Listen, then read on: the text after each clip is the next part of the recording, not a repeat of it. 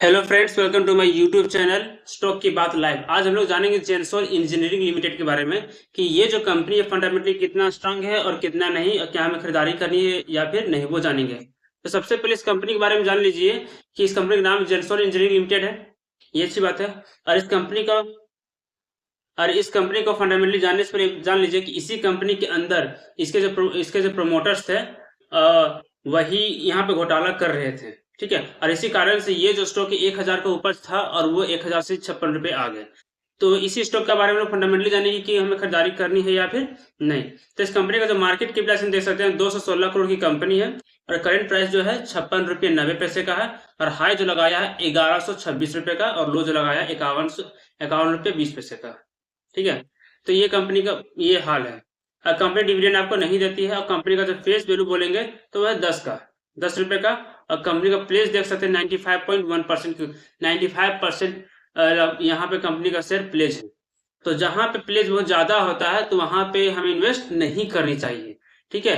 तो यहाँ पे प्लेज 95% है, तो हमें ऐसे स्टॉक से बच के रहना चाहिए। और 3 साल का कंपनी का प्रॉफिट की बात करें तो 156% का, 3 साल का ग्रोथ देखे सेल 147% का है। और कंपनी का बुक वैल्यू देखा तो 155 रुपए का, और कंपनी अपने बुक वैल्यू से नीचे ट्रेड कर रही है। अगर कंपनी के प्रमोटर्स की बात करें तो प्रमोटर्स ने अपनी होल्डिंग घटा ली है मार्च में। दिसंबर 2024 में कितना था? 62.66% की थी, अभी 35.88% की है। और एफ के पास कितना हो गया? 4.88%। और डी के पास 0.14% की। ठीक है। और तो ओवरऑल प्रमोटर्स पास तो होल्डिंग है और एफ के पास भी होल्डिंग है।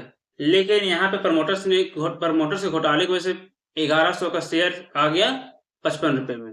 ठीक है। अब कंपनी की अगर बैलेंस शीट की बात करें तो रिजर्व्स कितने हैं? कंपनी के पास 551 करोड़ की रिजर्व्स है कंपनी के पास, और कर्ज है 1372 करोड़। तो कंपनी के पास कर्ज बहुत ज्यादा है, रिजर्व्स के दुगना से भी ज्यादा कर्ज है। ठीक है। ये बात है, ये प्रॉब्लम है कंपनी की। अब कंपनी का सेल देखें तो पिछले साल सेल कितना हुआ था? 963 करोड़।